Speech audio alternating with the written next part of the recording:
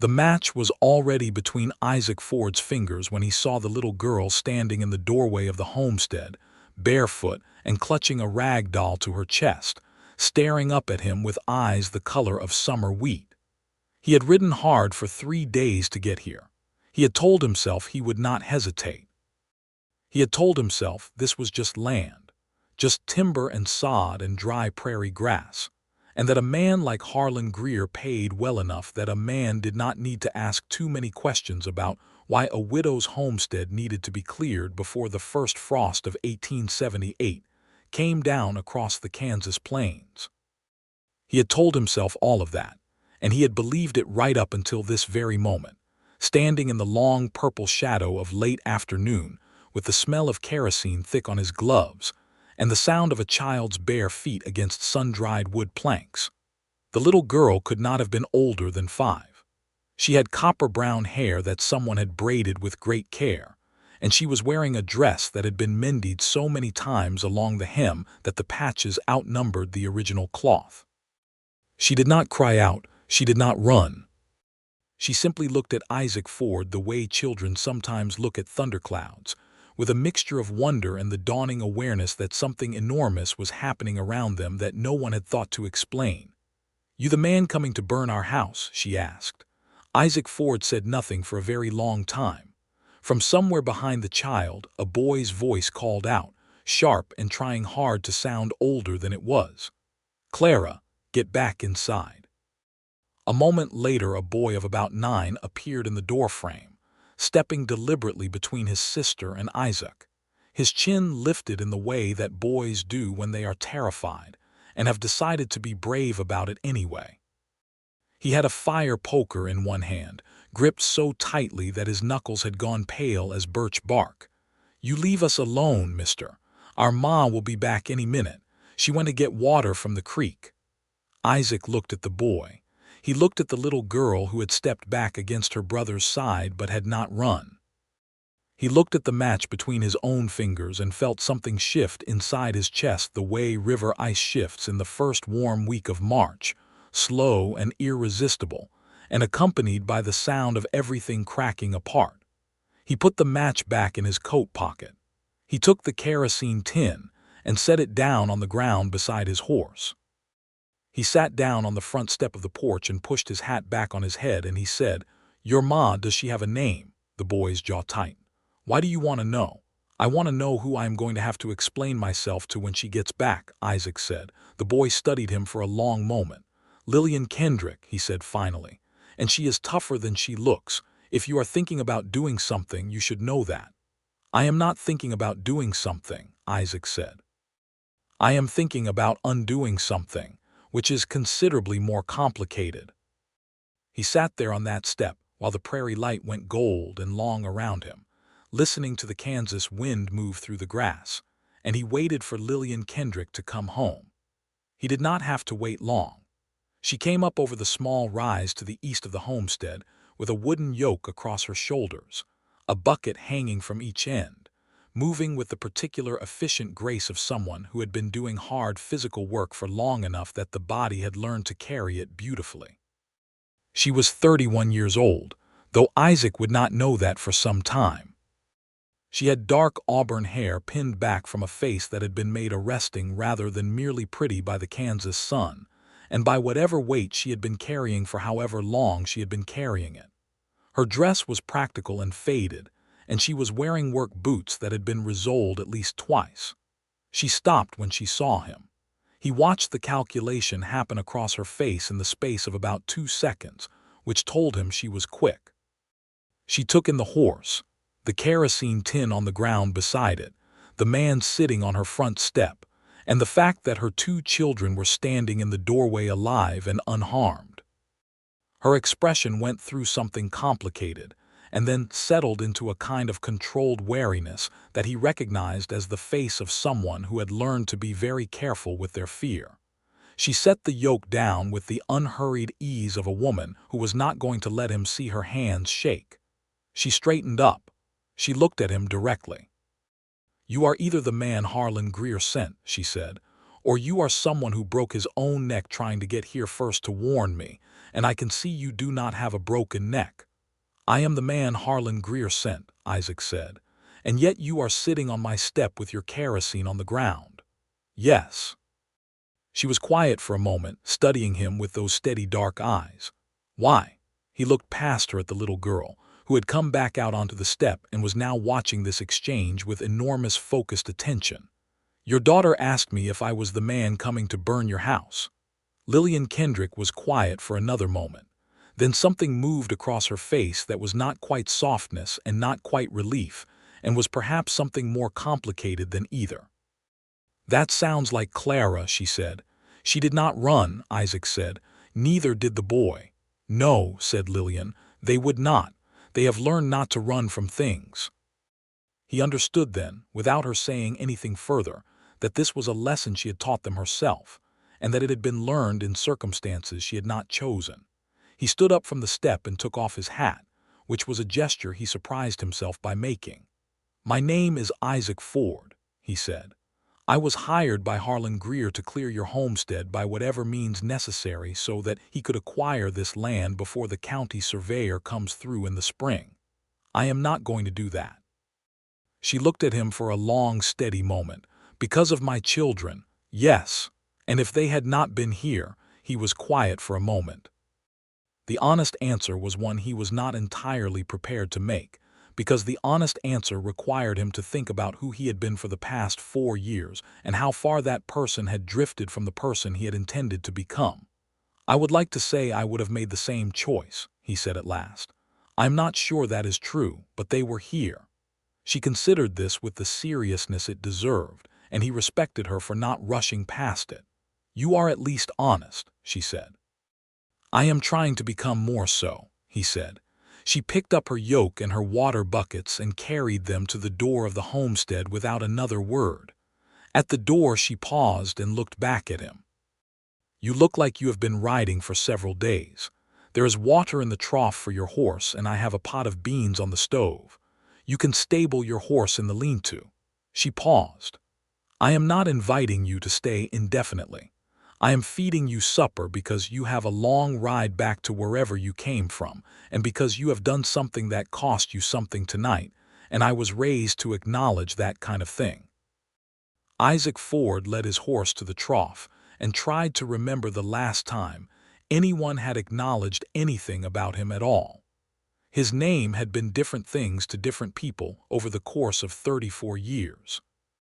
He had been born in Ohio, the second son of a wheelwright who had good hands and a bad temper, and he had come west at 19 because the West was where men who had no particular plan went when they had no particular plan.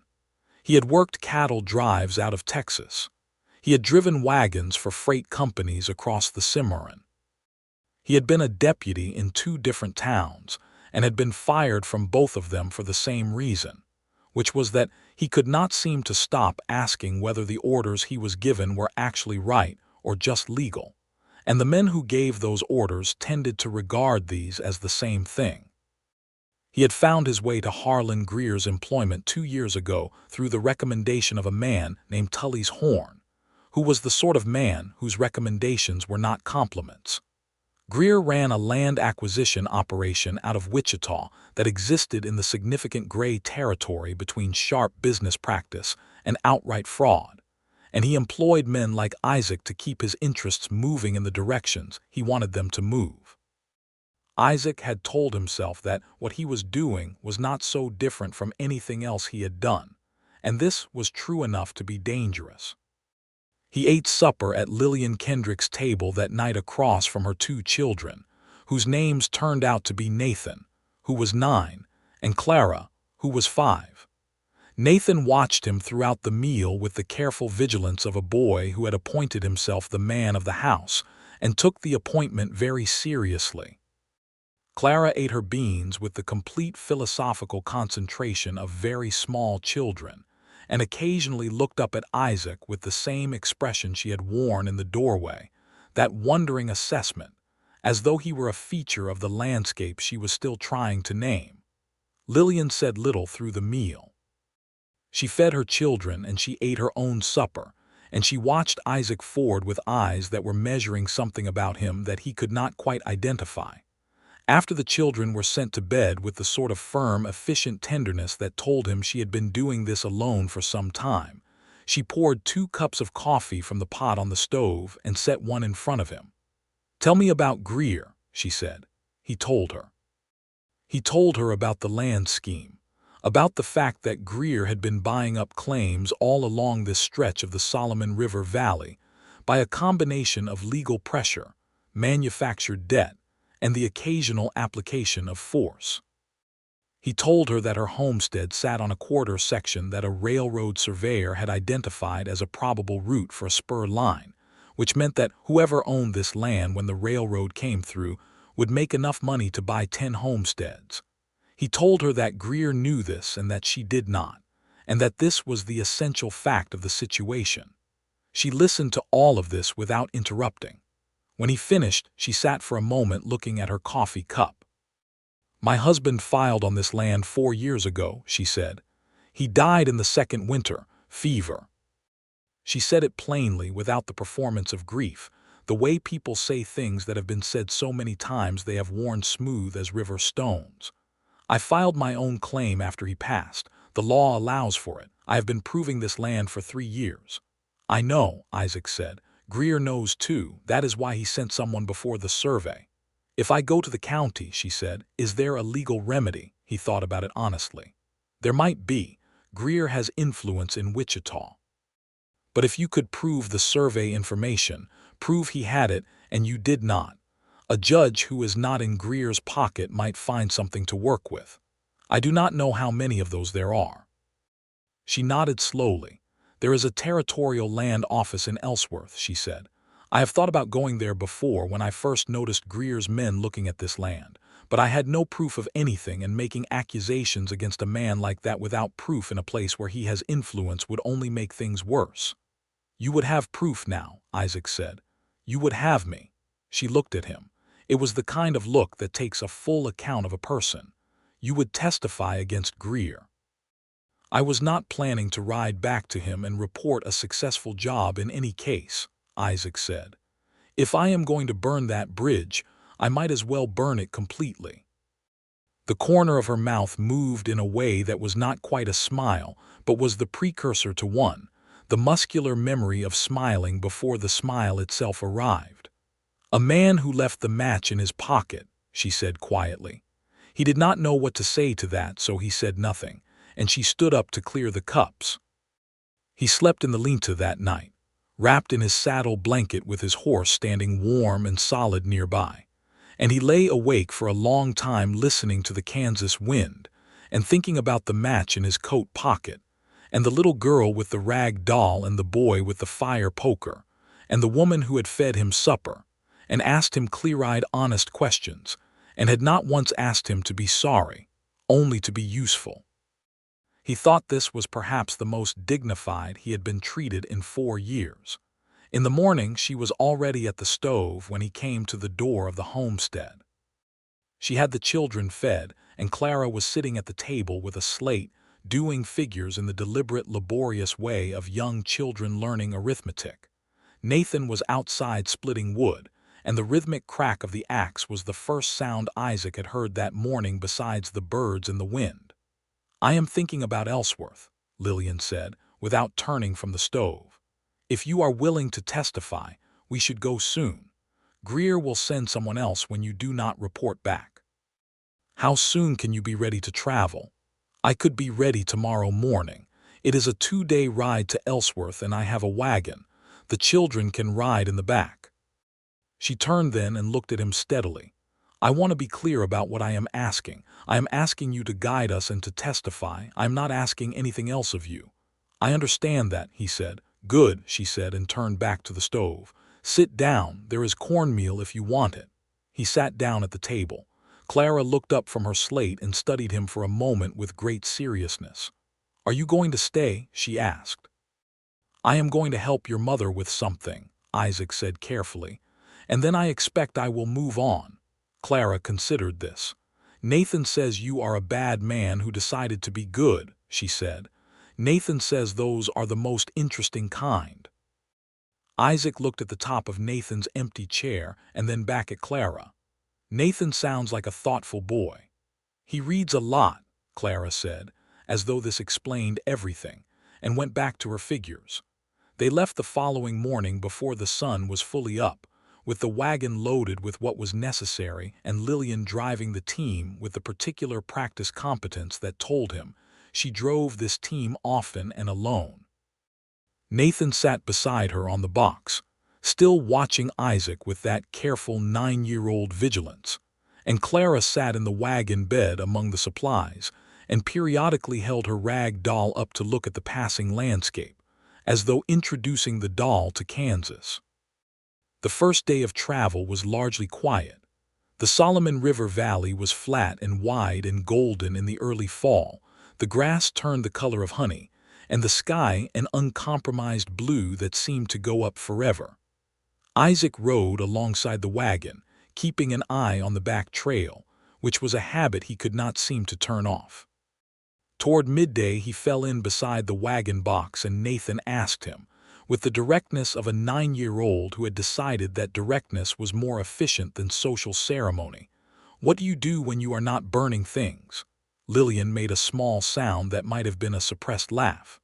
"Mostly I ride," Isaac said. "I have worked cattle. I have driven freight." "Have you been in a gun battle?" Nathan asked. "Nathan," Lillian said. "It is a reasonable question," Isaac said. "I have been in situations where guns were fired. I would not call any of them battles. Mostly they were disagreements that got out of hand." He looked at the boy. "They are not like the stories. Mostly they are very fast and very ugly, and afterward everybody is worse off." Nathan seemed to be measuring this against some internal standard of frontier mythology. "The books make them sound different." "The books are written by people who were not there," Isaac said. Nathan nodded slowly, with the gravity of someone filing information away for future reference. After a moment he said, "My pa was good with a rifle. He used to take me out to shoot at tin cans." "I remember," Lillian said quietly, and did not say anything else. They camped that night by a creek bend, with a small fire and the sounds of the prairie wide and dark around them. Lillian bedded the children down in the wagon and then sat by the fire for a while, and Isaac sat across from her, and they talked in the low, easy way that people talk when the day has been long and the night is quiet. She told him about arriving in Kansas with her husband Thomas 6 years ago, about the first hard winter in a soddy barely big enough to stand up in, about learning to break ground and plant wheat and manage a team, and do a dozen other things she had never imagined herself doing when she was the daughter of a printer in Cincinnati. She talked about Thomas with a steady, unflinching honesty that he found moving, the way she spoke of both his virtues and his limitations without either sanctifying him or diminishing him. He had been a good man and a loving father, and he had perhaps underestimated Kansas, she said, which was a thing many people did and which Kansas was not especially forgiving about. "How have you managed?" Isaac asked. 3 years alone." She looked at the fire. "I have managed because I had to," she said. "Nathan has been remarkable. He is more than a 9-year-old boy should have to be. I try not to lean on him too heavily, but I am not always successful." She paused. "And the Haverson family, 3 miles north, they have helped when things were very hard." Johannes Haverson is an old Norwegian man who decided on principle that everyone within riding distance is his neighbor and that neighbors help each other, full stop, no discussion necessary. He came over the second spring and plowed my field because he could see I was struggling with the oxen. He did not ask, he just did it. "There are still people like that," Isaac said.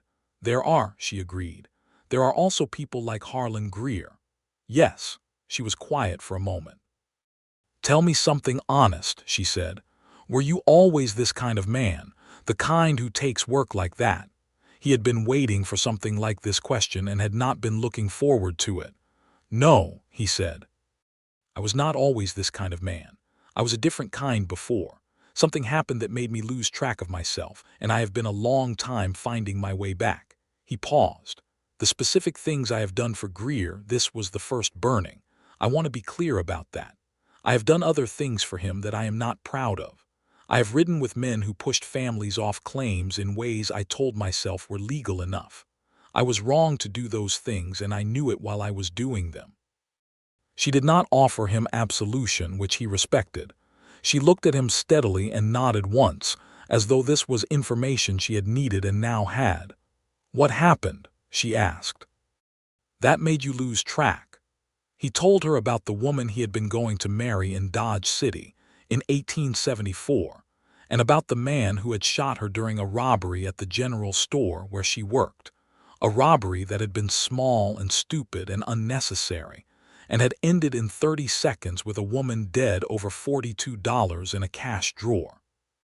He told her that after that he had stopped caring very much what happened to himself or to anyone else, and that this was a dangerous state to be in when you were a man who carried a gun and was willing to ride for pay. She listened to all of this without speaking. When he finished, she said, "Her name?" "Sarah," he said. It was the first time he had said her name aloud in a long time, and it sat in the air between them with the particular weight of names that belonged to the absent dead. "I am sorry," Lillian said. It was simple and direct, and she meant it. "Thank you," he said, which was all he knew how to say. The fire burned low and the coyotes called somewhere out in the dark grass, and Isaac Ford sat in the warm circle of light and felt something in his chest that he had not felt in a very long time, which was the sensation of being known. They arrived in Ellsworth on the afternoon of the second day, which was the 14th of September, 1878.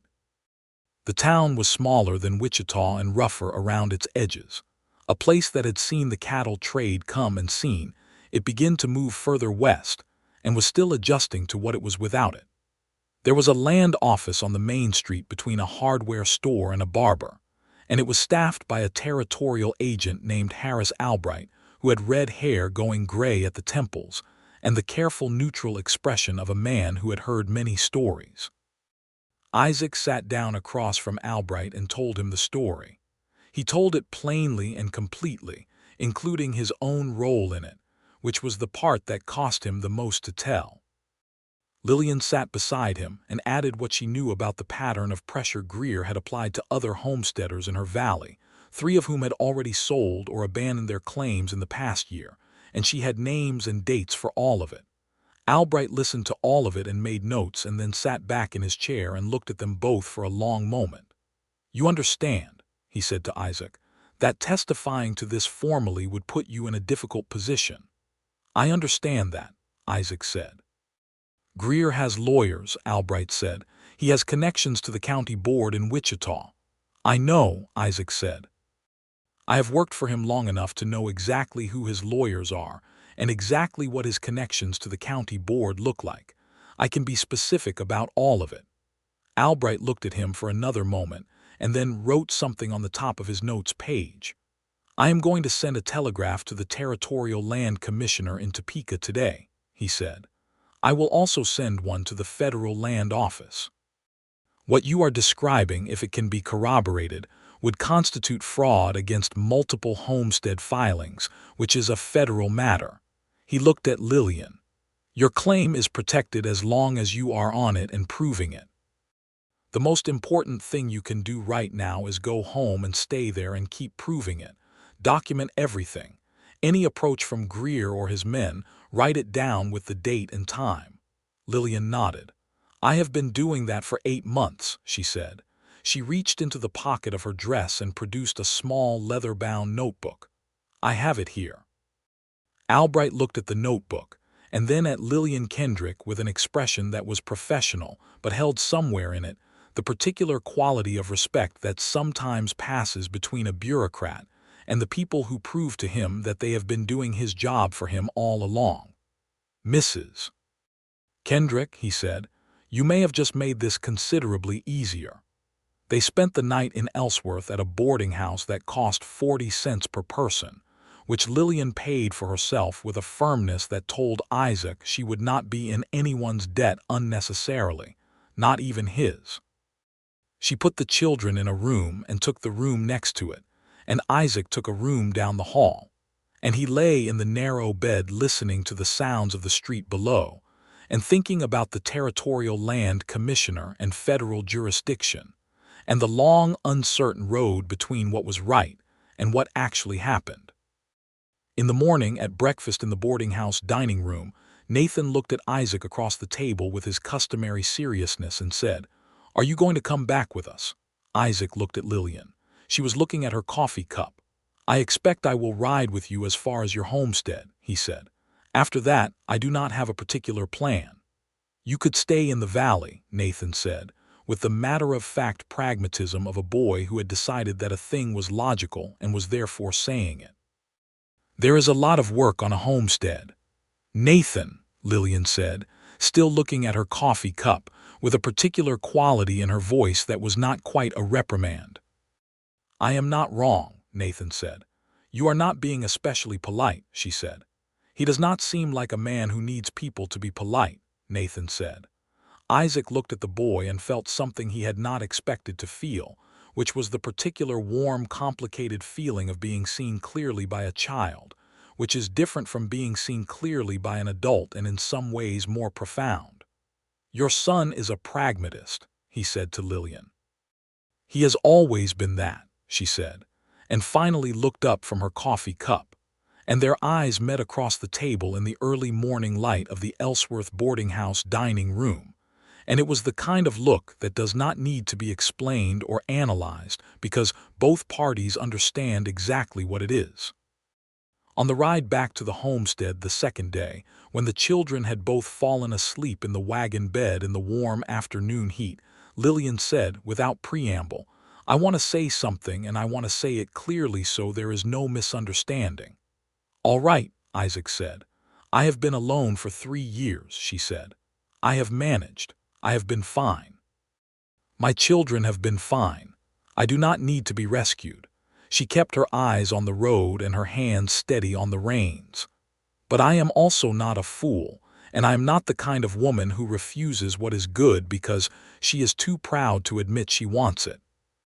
Nathan is right that there is work on a homestead, and he is right that you do not seem to have a particular plan, and I am going to say what he was working towards saying, which is that if you wanted to stay for a while and see what you thought of the valley, I would not object to that."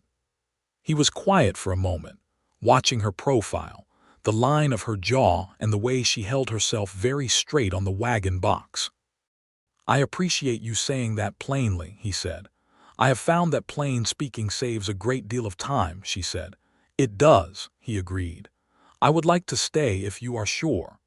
"I would not have said it if I was not sure," she said, and clicked her tongue to the horses, and they moved on through the golden Kansas afternoon.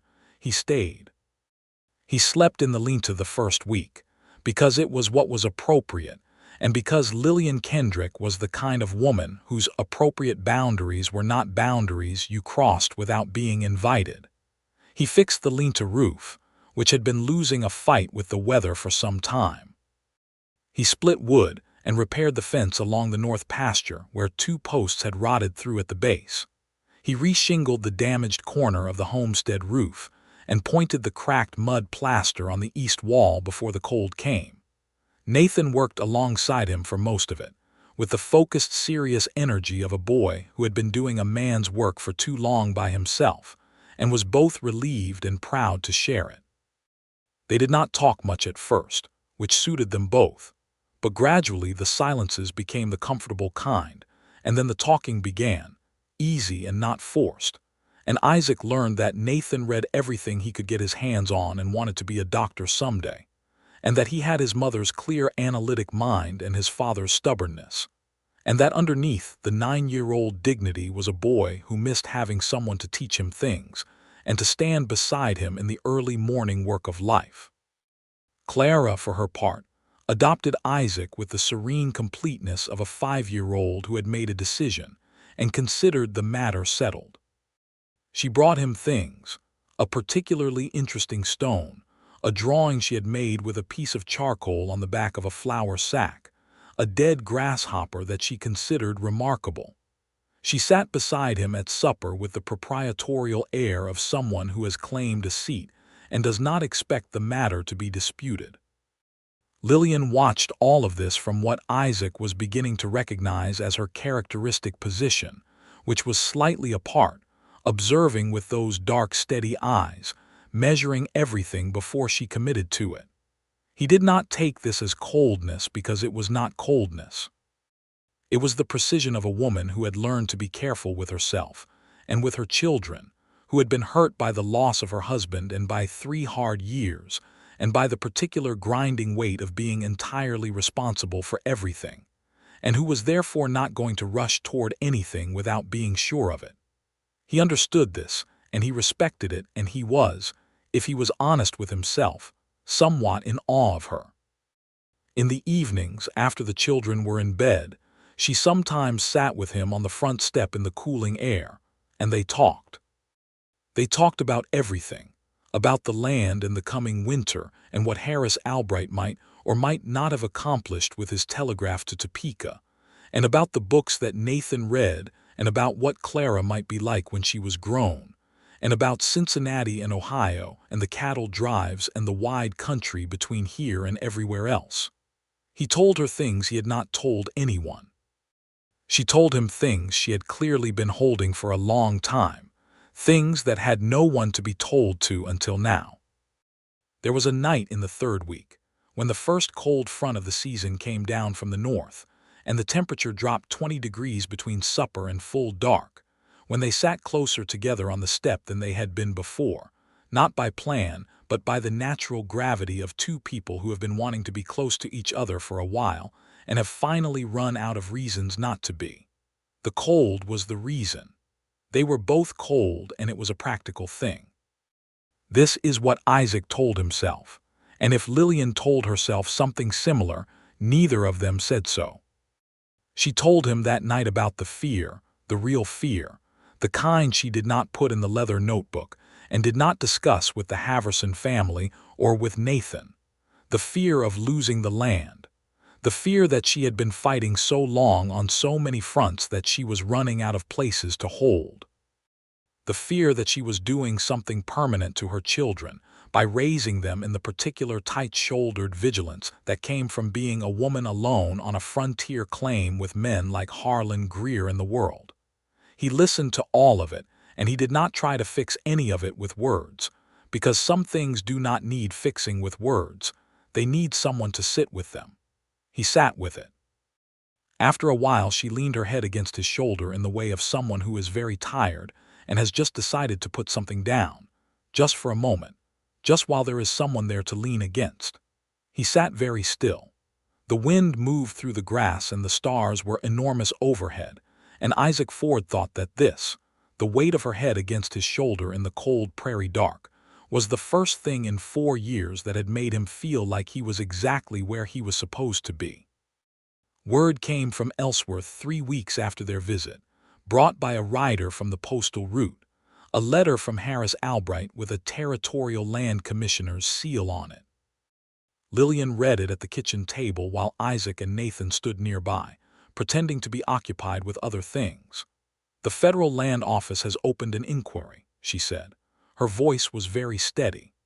"Albright says that 3 other homesteaders in the valley have come forward with similar accounts. He says that Greer's Land Acquisition Company is under investigation and that all contested claims in the valley are frozen pending the inquiry, which means Greer cannot legally move on any of them." Nathan exhaled with a sound like a steam vent releasing pressure. Clara looked up from her slate.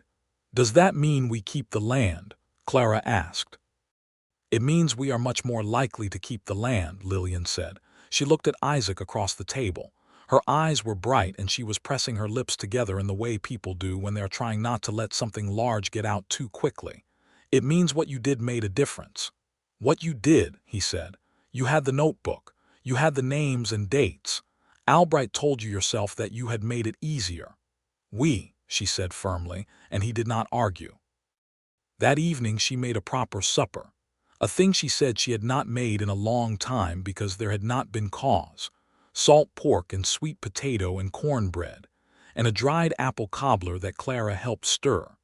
And the kitchen was warm and smelled of good things, and the four of them ate around the table with the particular quality of ease that a house has when a heavy weight has been partially lifted from it. After supper, Lillian poured the coffee and then sat down at the table and looked at Isaac directly in the way she did when she had made a decision. "I need to say something," she said. "I have been thinking about it for several weeks." Nathan, with the discretion of a 9-year-old who had excellent instincts, said, "Clara, I believe it is time we checked on the chickens." Clara frowned. "We already checked on the chickens."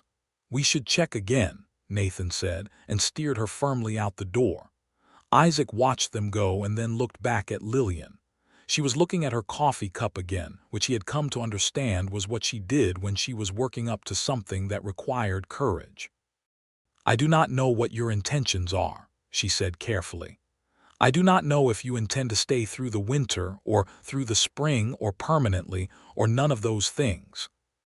I have not wanted to push you into a declaration because it seemed premature and because I do not believe in pushing people."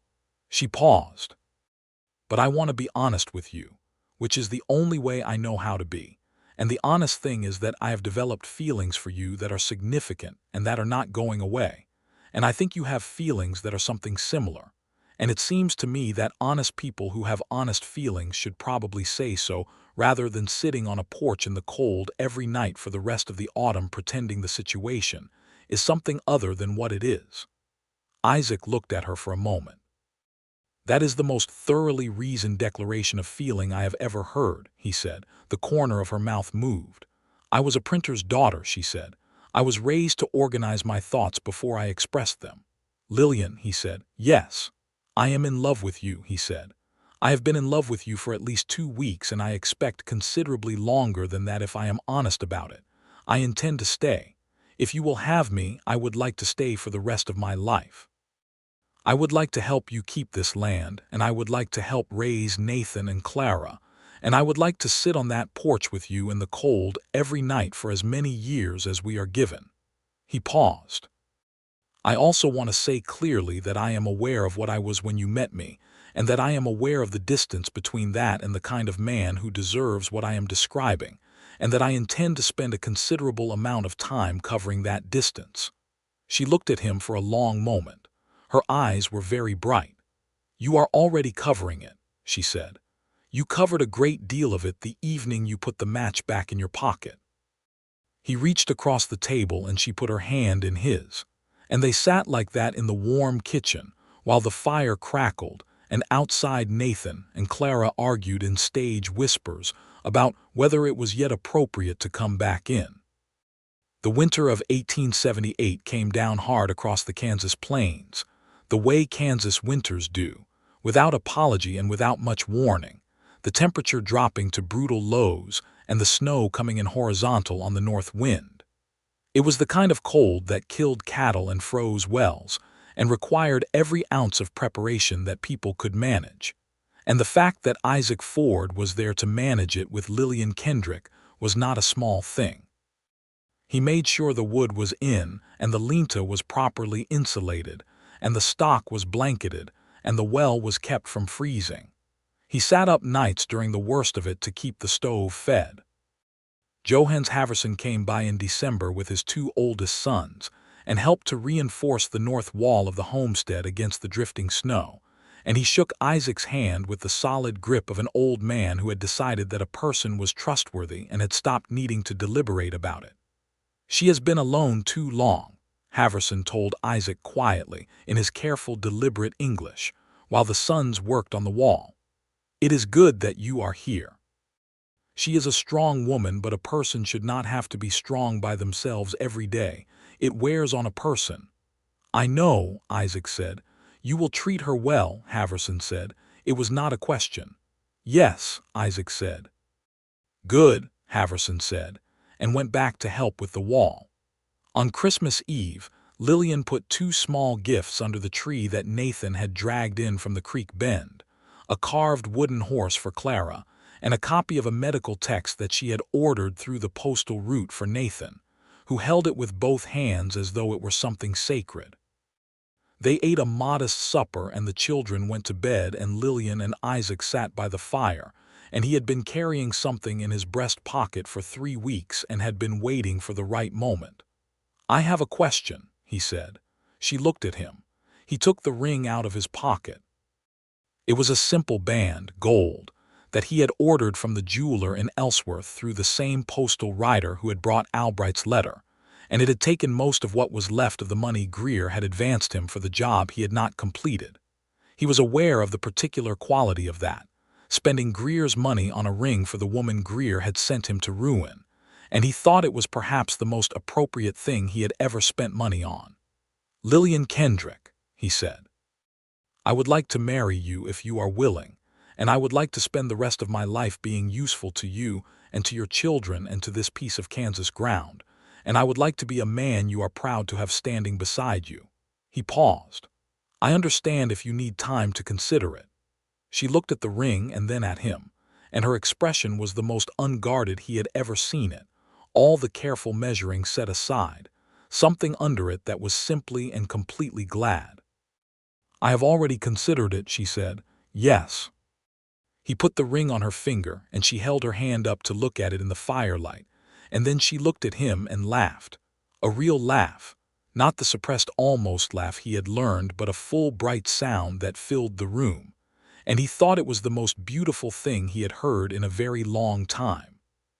He leaned forward and kissed her, their first real kiss, there by the fire on Christmas Eve with the snow piling up against the north wall of the homestead, and she put her hand against his jaw and kissed him back with a warmth and directness that was entirely characteristic of her, not tentative but certain, the way she did everything. They were married in February of 1879, on a Thursday, in the parlor of the Haverson farm because it was larger than the homestead and could fit the 20-odd people from the valley who came. The service was performed by a circuit minister named Caleb Morse, who smelled of coffee and horse, and spoke in a low, unhurried voice that seemed well suited to the serious business of permanent commitments. Nathan stood beside Isaac with a solemnity that his small frame was not quite large enough to fully contain, and Clara stood beside her mother with her rag doll under one arm and her free hand clutching Lillian's. And when Caleb Morse said the words that made them married, Clara said, "Finally," in a stage whisper that made the entire assembly laugh. The Land Commission inquiry concluded in April of 1879. Harlan Greer's Land Acquisition Company was found to have committed systematic fraud against 17 homestead filings in Dickinson and Lincoln counties, through the manufacturing of false deed instruments, the suppression of railroad survey information that should have been public record, and the use of intimidation and property destruction to drive homesteaders off their claims. Greer was assessed significant financial penalties and was barred from operating in the territory. Several of the homesteaders who had been driven off their land received partial restitution. Lillian Kendrick Ford's claim was confirmed with full title. She read the confirmation letter at the kitchen table while Isaac and Nathan stood nearby, and this time she did not try to keep what was in her face from getting out. She set the letter down and pressed both hands flat on the table and closed her eyes for a moment, and when she opened them they were wet, but her expression was something close to transcendent. "It is ours," she said. "It is ours," Isaac agreed, and the way he said the word ours, taking it up and meaning it fully, made her reach across the table and take his hand and hold it hard. Nathan, who had been reading the letter over his mother's shoulder, straightened up and nodded once with the gravity of a boy who had been waiting for this specific moment for 3 years. "Good," he said, with enormous compressed feeling, and went outside to split wood, because he was 9 years old and did not yet have a better vocabulary for relief. Clara, who understood the essential meaning of the moment without all the details, climbed into Isaac's lap and said, "Can we plant more apple trees now?" And he laughed and said yes, they could plant more apple trees. Spring came to the valley the way it always came to Kansas, tentative at first and then suddenly entire, the grass going green overnight and the creek running high with snowmelt and the meadowlarks back in the willows. Isaac and Nathan put in twice the wheat that had been planted the year before, because the ground was good and the title was clear, and there was no longer any reason to hold back. Lillian planted a kitchen garden along the south wall of the homestead and started a modest flower bed beside the front step, which she said was not a luxury but a necessity, and which Isaac agreed with completely. They built onto the homestead that summer. Johannes Haverson and his sons came and helped, and 2 other neighboring families came, and they raised the addition in 3 days in the tradition of cooperative labor that made the frontier survivable. The addition gave Nathan his own room and gave Isaac and Lillian a proper bedroom instead of the curtained corner of the main room. Clara declared that she preferred things to remain the same, but was eventually reconciled to her new bedroom by the discovery that its east window had an excellent view of the chicken yard, which she considered the most interesting part of the homestead's daily activity. It was a good summer. It was a summer of hard work and long evenings and growing things, and of Isaac Ford learning what it meant to be rooted somewhere, to have his name on a piece of ground and his hands in the same soil week after week and month after month. He had spent so many years moving that stillness had felt like a kind of death, but this was not stillness. This was the particular aliveness of a life that had a shape to it. He taught Nathan to ride properly that summer, not just how to stay on a horse but how to read a horse, how to communicate with an animal through weight and breath and the smallest shifts of the body, and Nathan absorbed it with the same focused concentration he brought to his medical books. He was going to be a fine man, this boy. Isaac thought about this often, about the man Nathan would become, and felt something he could only describe as fatherly pride, which was still a new enough feeling that it surprised him each time. Clara, for her part, turned 6 that July, which she treated as a significant promotion. She had taken to following Isaac around the homestead with a kind of proprietorial attention, offering commentary on his work, and occasionally handing him tools with the confident expertise of someone who has not yet learned that she does not know everything. He loved her completely and without reservation, this small person who had changed his life by standing barefoot in a doorway and asking him a question. In the autumn of 1879, Lillian told him she was expecting a child. She told him in the morning, before the children were up, sitting at the kitchen table with her coffee going cold in front of her, because she had been too distracted to drink it. She told him plainly and directly, in the way she told him everything, but he could see in her face that she was nervous, watching to see what he would do with the information. He did not leave her waiting long. He crossed the kitchen in 2 steps and lifted her up out of the chair and held her, just held her, and felt her exhale against his shoulder the way she had exhaled on that cold step in October, the sound of someone putting something down. "Are you happy?" she asked against his shoulder. "I am more happy than I have words for," he said. "Good," she said, "because I am also happy and I would have been very annoyed if you were not." He laughed into her hair and held her tighter. The winter of 1879 was gentler than the one before it, which felt like a gift. Lillian's pregnancy progressed without serious difficulty, though she was tired in a way she said felt different from ordinary tiredness, more fundamental, more total. Isaac took on more of the heavy work without making a production of it, because he had learned that she responded poorly to being managed and well to being quietly helped, and this seemed to him a perfectly fine way to love someone. Nathan had become, over the course of the year, something between a son and a companion to Isaac.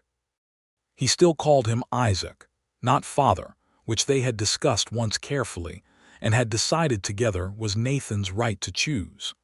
Nathan had chosen to keep the space open, not out of rejection, but out of the particular loyalty of a boy who remembered his father and wanted to hold that memory clearly, and Isaac understood this fully and honored it. But the relationship between them was real and deep and daily. And on the nights when the cold kept them inside and Nathan read aloud from his medical texts, and Isaac listened and asked questions, and Nathan explained things with the earnest precision of someone who has found the thing they are meant for, those were some of the evenings Isaac counted as among the best of his life. The baby was born in April of 1880, on a wet spring morning with the meadowlarks going in the willows and the wheat just beginning to show green in the field. It was a boy, a solid, healthy boy who arrived without excessive drama and announced himself with a clear, strong cry that brought Clara in from the other room at a dead run to stand at the foot of the bed with enormous eyes. "He is so small," she said. "You were smaller," Lillian told her, exhausted and radiant in the way of women who have done the hardest work. "I do not believe that," Clara said. "They named him William Thomas Ford."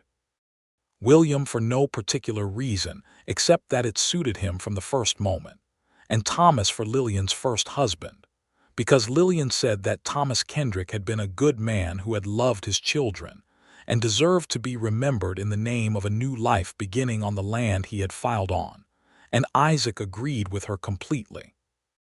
Nathan held William with the careful, deliberate competence of a boy who had read about infant physiology and was taking the responsibility very seriously. And Clara held him with the totality of someone who had decided that this was her baby and the matter was settled. And Isaac held him in the evenings in the rocking chair by the fire and felt the particular weight of a newborn in his arms, which was different from any other weight in the world. He sat in that chair one evening in May, with William sleeping against his chest and the house quiet around him, and he thought about the match in his coat pocket. He had taken it out once in the first month at the homestead and looked at it and then put it back. He still had it somewhere. He did not know exactly why he kept it, except that it seemed important not to forget what it represented, which was the moment when something had changed, when the direction of his life had turned on a small pivot that had turned out to be large. He had come to burn a woman's homestead. He had put the match away instead. Everything that had followed from that moment, this house and these children and this woman who was even now sleeping in the bedroom down the hall because she needed her rest, this land with its winter wheat and its apple trees and its kitchen garden and its flowers beside the front step, all of it had followed from that one unremarkable moment of decision. He thought about what Clara had asked him, "Are you the man coming to burn our house?" And he thought about the man he had been when she asked it, and the man he was now, and about the distance between them, and about what Lillian had said, that he had begun covering that distance the evening he put the match back in his pocket. William made a small sound in his sleep, and Isaac shifted him gently and the baby settled again, and in the firelight his face was smooth and unknowing and utterly without fear, the way the faces of sleeping babies are, and Isaac Ford sat with him in the warm house on the spring prairie and thought that this precisely was what a man was for. Lillian appeared in the doorway in her nightgown, her hair loose, squinting slightly in the firelight. "He's sleeping," she said softly. "Yes," Isaac said. She padded across the floor and sat on the arm of his chair and leaned her shoulder against his, looking down at the baby. In the firelight she was beautiful in the specific way of a woman who is fully herself, who has arrived at her own life, who has survived what she had to survive and come through it into something good. "I was thinking," she said quietly. "About what?" "About that first evening," she said. "When I came up over the rise with the water and saw you on my step, I was terrified." "You did not show it," he said. "I never show it," she said. "That is different from not feeling it." She looked at William's sleeping face. "I thought, here is another thing that has come to take something from me. And then I thought, but the children are standing in the door and they are alive and something is different." "What was different?" "You were sitting," she said. "You were just sitting there, not standing, not braced, not positioned the way men are positioned when they are about to do something. You were just sitting on my step like a man who had nowhere else to be and had decided to be here." She paused. "I thought, whatever this is, it is not the same thing as the other things." He looked at her profile, the familiar line of her face that he now knew the way he knew the shape of his own hands. "It was not the same thing," he said. "No," she agreed. She looked at him and smiled, a full, easy smile, the one that had come out from behind the careful watchfulness over the months, and that he now saw freely and often. "It was the best thing," she said. He kissed her temple and she leaned against him, and the three of them sat in the firelight, the baby sleeping and the house warm and the Kansas spring moving quietly outside, the grass growing and the creek running and the wheat coming up green in the field that was theirs.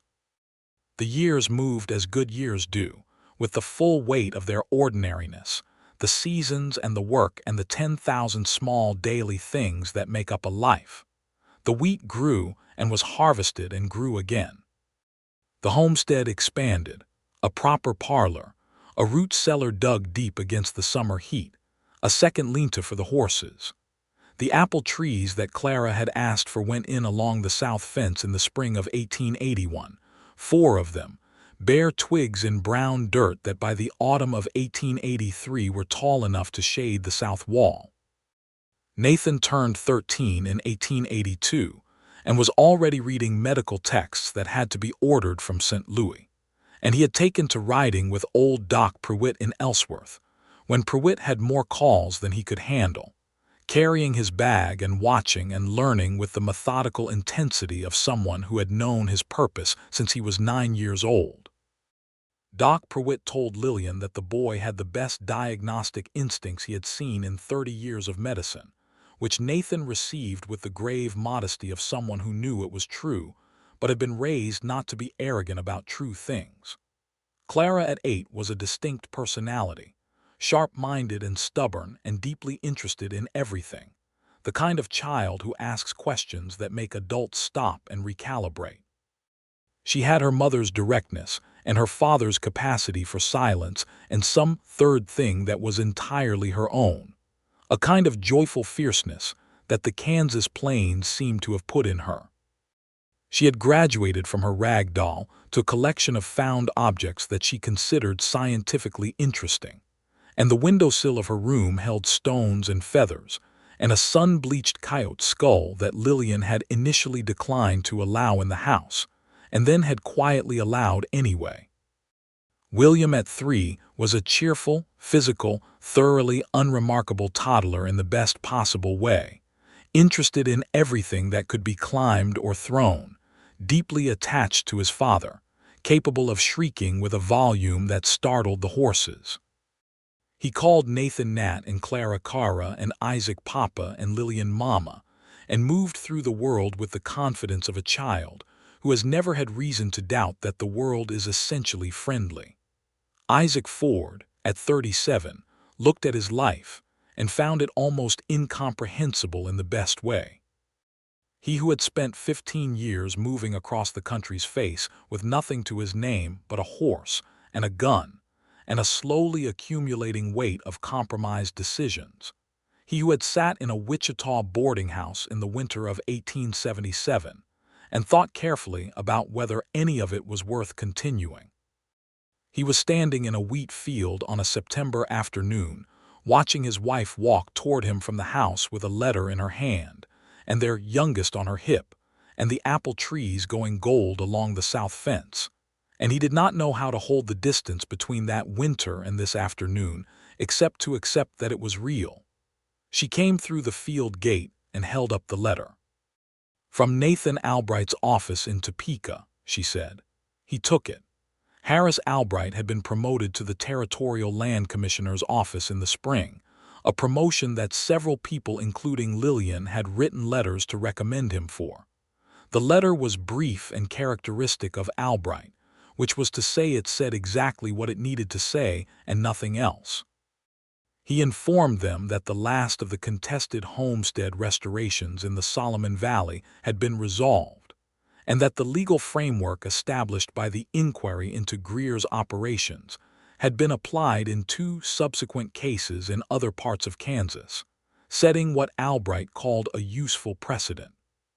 He also informed them, as a personal note at the bottom, that Harlan Greer had left Kansas entirely and was reportedly attempting to establish himself in land speculation in Colorado, and that he wished Mr. and Mrs. Ford and their family well. Isaac read the letter and handed it back to Lillian. She read it and stood for a moment in the wheat field with William pulling at her braid and the wind moving through the grain. Then she folded the letter carefully and put it in her apron pocket. "Done," she said. "Done," he agreed. She looked at him for a moment with the full steadiness of her gaze, that look he had first seen across the homestead yard when she had come over the rise with her water buckets and had taken him in with a glance. She reached out and took his hand, which was large and work-calloused, and held hers with the particular certainty of long practice. "I want to ask you something," she said. "Ask." "Are you happy?" she asked. "Not are you content, not are you managing. Are you happy? The real kind." He thought about it with the seriousness it deserved, because she was asking a real question, and she deserved a real answer. He thought about Ohio and the cattle drives and the freight wagons and Dodge City and Sarah's name on the air in the light of a fire. He thought about Wichita and Harlan Greer's office, and the smell of kerosene on his gloves and the road to the Solomon Valley. He thought about a little girl with a rag doll asking a question in a doorway, and about the match going back into his pocket, and about supper and cornmeal and coffee, and a woman who had fed him because he had done something that cost him something. "Yes," he said, "the real kind." She squeezed his hand, and William reached across to pat Isaac's arm with the firm proprietary pat of a toddler who is checking on an important possession, and Lillian laughed, and Isaac put his arm around her, and they walked back through the wheat together toward the house that was theirs, on the land that was theirs, in the late September light of 1883. That evening, the whole family sat on the front step together, which had become the way they ended their days when the weather allowed. Nathan had a book open on his knee, but was not reading it, just watching the sky go through its evening colors with the thoughtful equanimity of a boy who was becoming a man. Clara had her collection of interesting stones spread out on the step, and was arranging them according to a system that she had not explained to anyone. William was asleep in Isaac's lap, heavy and warm, his face tipped up to the last of the light. Lillian leaned against Isaac's shoulder, and he put his free arm around her, and the evening star came out over the tree line to the west, and somewhere out in the grass a meadowlark was still going, that particular liquid sound that Isaac now associated entirely with this place, with this specific piece of Kansas and this life. "Nathan," Lillian said quietly. Said Nathan. "What are you thinking about?" Nathan considered. "I am thinking about going to Kansas City in the spring," he said. "Doc Pruitt says there is a medical college there now. He says I should write to them." He paused. "I think I should do it." Lillian was quiet for a moment.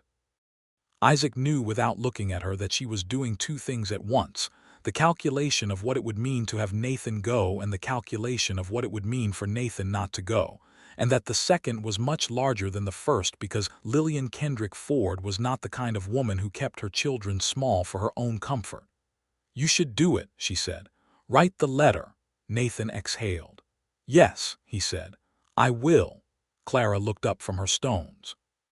"If Nathan goes to Kansas City, I am going to have the better room," she said. "You have the better room already," Nathan said. "I have the room with the view of the chickens," Clara said. "I want the room with the view of the field." "This is a discussion for when I am actually leaving," Nathan said, "not a discussion for tonight." "I am establishing my position early," Clara said, and went back to her stones.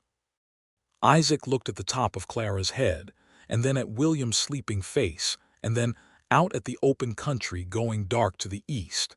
And he thought about how much could change in 5 years, how completely a life could turn around, how a man who had come down a road to do a terrible thing could, by one moment of not doing it, find himself sitting on a porch in the dark with a sleeping child in his lap and a woman at his side, and 2 more children arranging stones, and talking about their futures as though those futures were solid and real and guaranteed, which in the year 1883 on the Kansas plains was still not entirely certain, but which felt, on this particular evening, as solid and real as anything Isaac Ford had ever known. He had never lit the match. This was the fact he came back to when he thought about the shape of his life. He had held it between his fingers in the purple twilight of a September afternoon, with the smell of kerosene on his gloves and the weight of 4 years of drifting behind him, and he had put it back. He had not known what he was doing when he did it. He had only known that the little girl was standing there, and he could not. He had not known that he was choosing this. This step, this family, this woman's head on his shoulder, and this child's weight in his arms, and this boy reading in the evening light, and this girl sorting her stones with fierce scientific concentration. He had not known any of it. He had only known he could not light the match. And sometimes the most important thing a person does is the thing they do not do, the match they put back in their pocket, the step they do not take, the door they do not close. Sometimes the whole of a life turns on a single moment of not, on the mercy of an unremarkable hesitation, on a barefoot child asking an honest question, and a man still enough of himself to hear it. Lillian tilted her head up and looked at him, and in the last of the light her face was the face he knew best in the world, better than his own, and she said nothing because she did not need to, and he looked back at her with all of it, the whole of what he had and what he was, and what he meant to go on being, and she smiled, slow and certain, the smile he had been learning and relearning since October of 1878. The meadowlark called again from somewhere in the dark grass. The star over the tree line brightened as the sky went full indigo. William stirred in Isaac's lap and did not wake. Nathan turned a page. Clara found a stone she liked and held it up to the light. And Isaac Ford, who had come down a road to burn a woman's homestead and had never once lit the match, sat in the warm dark of a September evening on the front step of the home that was his life, and breathed in the smell of the prairie and the hay and the apple trees along the south fence, and was happy, the real kind, entirely and without reservation, in a way he had never expected to be and had no plans to stop.